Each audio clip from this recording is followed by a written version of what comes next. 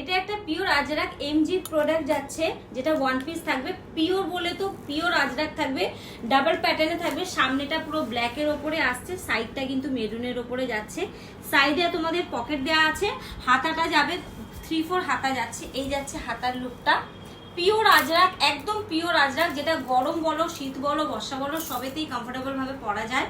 সামনেটা একটু সিকোয়েন্সের কাজ করা আছে আর সুতোর কাজ করা আছে, যেটা একটু লং টাইপের যাবে। এটাতে কোনো লেগিংসের দরকার হয় না পরার, পরতে চাইলে কমফোর্টেবল পরতে পারো।